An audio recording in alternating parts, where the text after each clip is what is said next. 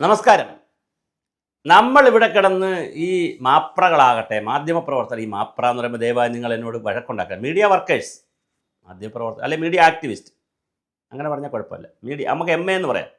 Media ആക്ടിവിസ്റ്റുകൾ, M എക്കാർ, മാപ്രകൾ, മാധ്യമപ്രവർത്തകർ, അവർ എന്തൊരു ബഹളമായിരുന്നു. മോഡി കുറച്ചു കാലം മോഡി നമ്മളെ കെട്ടിപ്പിടിച്ചു, അതായിരുന്നു അവരെ പരാതി. ഓപ്പറേഷൻ സിന്ദൂർ നടന്നപ്പോൾ മോഡി പറഞ്ഞതുപോലെ നമ്മൾ കേട്ടു, അതായിരുന്നു അടുത്ത പരാതി.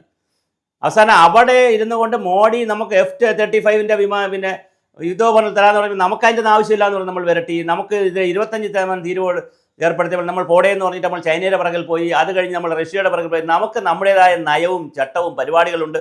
മേക്ക് ഇൻ ഇന്ത്യയിലും ഒരുപാട് പരിപാടികളിലൂടെ ഇന്ത്യ ഇന്ന് സ്വയം പര്യാപ്തമാണ്. ഇന്ന് അമേരിക്കയുടെ അടുത്ത് പോടാ പുല്ല് എന്നുള്ള സ്റ്റൈലിൽ നമ്മൾ രജനീകാന്ത് സ്റ്റൈലിലാണ് പറഞ്ഞത്, പോടാ പുല്ല് എന്ന് പറഞ്ഞ്. അപ്പോൾ അവസാനം അവരിപ്പോൾ താഴേക്ക് വരാൻ തുടങ്ങി. അവസാനം ഇന്ത്യയുമായിട്ടുള്ള ചർച്ചയ്ക്ക് തയ്യാറായി.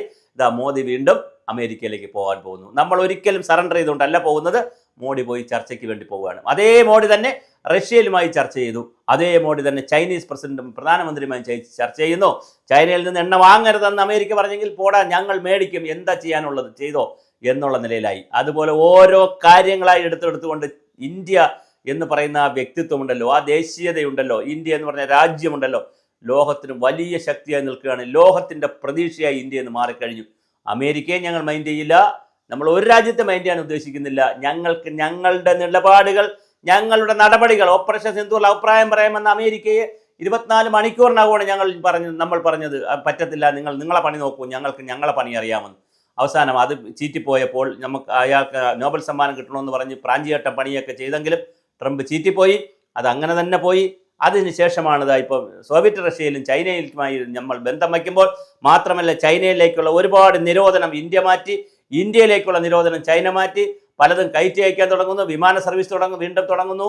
പല തരത്തിലുള്ള ഏതെല്ലാം തരത്തിൽ ചൈനയുമായിട്ടുള്ള ദുരന്തങ്ങൾ ഉണ്ടായിരുന്നു, അതെല്ലാം ഒന്നൊന്നായി കുറച്ച് പുതിയ ചൈന സൗഹൃദത്തിലേക്ക് വരുന്നു. ഇന്ത്യ റഷ്യ സൗഹൃദം വീണ്ടും ഊട്ടിയുറപ്പിക്കുന്നു. റഷ്യ സൗഹൃദം നേരത്തെ കൊണ്ട് അത് കൂടുതൽ ബലവത്താക്കുന്നു. അങ്ങനെ ഊഷ്മളമായ സൗഹൃദങ്ങൾ വരുമ്പോഴാണ് ട്രംപിന് ഒരു ആവേശം, വീണ്ടും മോഡിയുമായി സംസാരിക്കണമെന്നൊരു ആവശ്യം ഇങ്ങോട്ട് വെച്ചു. മോഡി ഇത് അങ്ങോട്ട് പോകുന്നു. അപ്പോൾ എന്തായാലും വളരെ രസകരമാണ്. നമ്മുടെ സംവിധാനങ്ങളൊക്കെ ആലോചിച്ച് കഴിഞ്ഞാൽ വളരെ വളരെ രസകരമാണ്. എന്തെല്ലാം രീതിയിലാണ് നമ്മൾ പോകുന്നത്. പക്ഷെ ഒരു കാര്യം നമ്മൾ ഇന്ത്യ ഗവൺമെൻറ്റും നരേന്ദ്രമോദിയും വളരെ അസന്നിഗ്ധമായി പറയുന്നു, പ്രവർത്തിക്കുന്നു. അത് നമ്മുടെ വിദേശകാര്യ വകുപ്പിൻ്റെ മന്ത്രി ജയശങ്കർ ആയാലും ശരി, അതുപോലെ നമ്മുടെ വിദേശ വക്താക്കളായാലും ശരി, നമ്മുടെ രാജ്യത്തെ പ്രധാനമന്ത്രി ആയാലും ശരി, വളരെ കൃത്യമായി ക്രിസ്റ്റൽ ക്ലിയറായി പറഞ്ഞിരിക്കുന്നു. ഒരു രാജ്യവും ഇന്ത്യയെ ഭരിക്കാൻ വരേണ്ട കാര്യമില്ല. ഇന്ത്യക്ക് ഇന്ത്യയുടെ പണി നോക്കാൻ അറിയാം, നമുക്ക് സാമ്പത്തികമായി നോക്കാൻ അറിയാം, പ്രതിരോധത്തിൻ്റെ രൂപത്തിൽ നോക്കാൻ അറിയാം. നിങ്ങൾ നോക്കൂ, അമേരിക്കയിൽ ഷെയർ മാർക്കറ്റ് ഇടിഞ്ഞു പോയി, അപ്പോഴും ഇന്ത്യയിലെ ഷെയർ മാർക്കറ്റിന് പ്രശ്നം വന്നില്ല. മറ്റത് അമേരിക്കയിൽ പൂച്ച വെറ്റെന്ന് കേട്ടാൽ ഇന്ത്യയിൽ എല്ലാം നഷ്ടപ്പെടുമായിരുന്നു. ആ രീതിയിൽ നിന്നെത്തുന്ന മാറി ഇന്ത്യയുടെ കാലിൽ നിൽക്കുന്നു. അത് തന്നെയാണ് അമേരിക്കയുടെ പ്രശ്നം. ഇന്ത്യയൊന്ന് കണ്ണു ചൊടിച്ചാൽ, ഇന്ത്യയൊന്ന് കൈ ചൊടിച്ചാൽ 140 കോടി ആളുകളാണ് ഇന്ത്യയിലുള്ളത്. അമേരിക്കയെ പോലല്ല, വളരെ കുറച്ച് ജനസംഖ്യ അല്ല.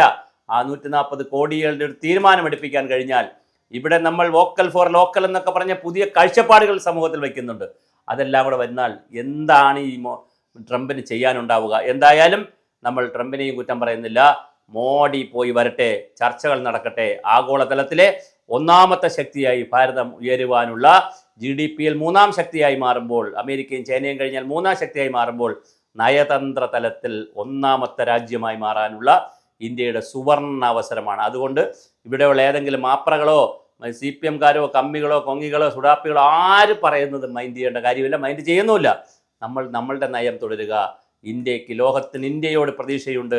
വിവിധ രാജ്യങ്ങൾ ഇന്ത്യയുമായി കരാറുകളിൽ ഏർപ്പെടുന്നു, ഇന്ത്യയിൽ നിന്ന് ആയുധങ്ങൾ വാങ്ങുന്നു, ഇന്ത്യയിൽ നിന്ന് കോവിഡിന് മരുന്ന് മേടിക്കുന്നു. ഇന്ത്യയെ ലോകം ഉറ്റുനോക്കുന്നു. അത് 2025 സംഭവിക്കുമെന്ന് വർഷങ്ങൾക്ക് മുമ്പുള്ള പ്രവചനവും ഉണ്ടായിരുന്നു. ആ പ്രവചനത്തെക്കുറിച്ച് നമുക്കൊരു വീഡിയോ വരുന്നുണ്ട്. വർഷങ്ങൾക്ക് മുമ്പ് ഒരു പ്രവചനം ഉണ്ടായിരുന്നു, ഇന്ത്യ 2025 ലോക ശക്തിയായി മാറും. അതിൻ്റെ ആദ്യ ചുവടാണ് ഈ നയതന്ത്രപരമായ ഇടപെടലുകൾ. അതനുസ്യൂതം നടക്കട്ടെ. മോഡി വളരെ കൃത്യമായി ഹോംവർക്ക് ചെയ്തുകൊണ്ട് വിദേശ രാജ്യങ്ങളിലേക്ക് പോയി ഇതെല്ലാം ചെയ്യുന്നുണ്ട്. അതുകൊണ്ട് മോഡി ടീമിലുള്ള സുരേഷ് ഗോപിയും ഇത്തരം കാര്യങ്ങളോടൊക്കെ കൊളാബറേറ്റ് നിൽക്കുക. മണിപ്പൂരൊക്കെ പോയത് നല്ലതായി. ഇവിടുത്തെ മാപ്രയും ബഹളവും മൗനവും കാര്യങ്ങളൊക്കെ ഇവിടെ കിടക്കട്ടെ.